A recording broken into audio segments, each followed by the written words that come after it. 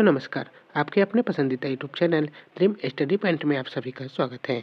तो आज के इस वीडियो क्लास में बिहार बोर्ड के कक्षा 6 के विज्ञान के अध्याय 13 है प्रकाश। तो इसके अभ्यास के सभी प्रश्नों का हल करने वाले हैं। तो चलते हैं पहले प्रश्न पर। पहला प्रश्न दिया हुआ है किसी भी वस्तु को देखने आवश्यक है, तो इसका उत्तर हो जाएगा प्रकाश। दूसरा है प्रकाश गमन करती है तो सीधी रेखा में। तीसरा प्रकाश स्रोत से पहला दर्पण पर पड़ने वाली किरण कहलाती है तो आपतित किरण कहलाती है। चौथा जब किसी अपारदर्शी वस्तु को प्रकाश में रखते हैं तो वस्तु की दूसरे ओर प्रकाश नहीं जा पाता, फलतः वस्तु अपनी तरह की आवृत्ति बनाती है। इसे क्या कहते हैं? तो छाया कहते हैं। पांचवा छाया दिखाई दे सकता है तो क्या हो जाएगा? दीवार पर, अगला है पर्दे पर और जमीन पर, इनमें से सभी पर।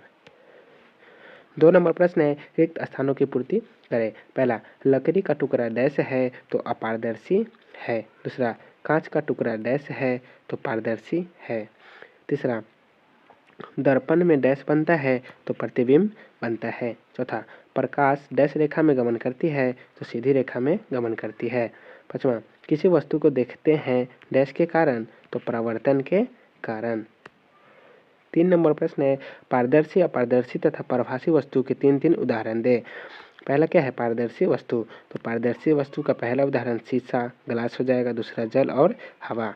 दूसरा है अपारदर्शी वस्तु। अपारदर्शी वस्तु का पहला हो जाएगा पुस्तक, दूसरा लकड़ी और तीसरा पत्थर। तीसरा हो जाएगा परभासी वस्तु। तो पहला हो जाएगा घिसा हुआ शीशा, दूसरा तेल लगा हुआ कागज और तीसरा तेल। 4 नंबर प्रश्न है क्या अंधेरे कमरे में दर्पण के सामने अपना प्रतिबिंब देख सकते हैं? यदि नहीं तो क्यों? तो इसका उत्तर होगा किसी वस्तु के दृश्य होने या उसका प्रतिबिंब के बनने के लिए 3 तत्व का होना आवश्यक होता है। प्रकाश, परावर्तक सतह तथा बिंब। यहाँ 2 तत्व उपस्थित हैं, दर्पण तथा बिंब, लेकिन प्रकाश उपस्थित नहीं है। इसलिए हम अपना प्रतिबिंब दर्पण में नहीं देख सकते हैं, क्योंकि प्रकाश की किरण के परावर्तन के कारण ही प्रतिबिंब बनते हैं। 5 नंबर प्रश्न है छाया देखकर किन किन वस्तुओं को पहचान सकते हैं? सूची बनाएं। तो इसका उत्तर होगा वृक्ष, पत्थर, ईंट, मानव, जानवर, घर आदि को देखकर पहचान सकते हैं। 6 नंबर प्रश्न है कैसे बताएंगे कि प्रकाश सीधी रेखा में चलती है? अपने साथियों के बीच प्रयोग करके दिखाएं। तो इसका उत्तर होगा 4 पोस्टकार्ड को सामने ऊंचाई तथा समान आकार का छिद्र करके लेते हैं। अब एक जलती मोमबत्ती लेते हैं, चारों को सजा लेते हैं, कुछ है बीच में कुछ दूरी छोड़ते हुए पोस्टकार्ड के पीछे एक पर्दा लगा देते हैं तथा सबसे आगे मोमबत्ती जलाकर रखते हैं।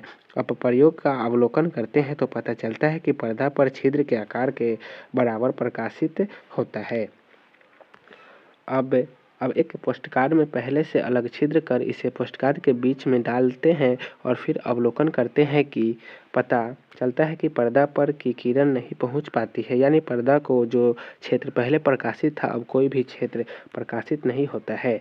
इस प्रकार यह साबित होता है कि बीच में कार्ड डालने से सीधी रेखा में छिद्र न रहकर ऊपर नीचे हो गया, जिसमें प्रकाश गमन नहीं कर पाया। अतः हम कह सकते हैं प्रकाश सभी सीधी रेखा में गमन करती हैं।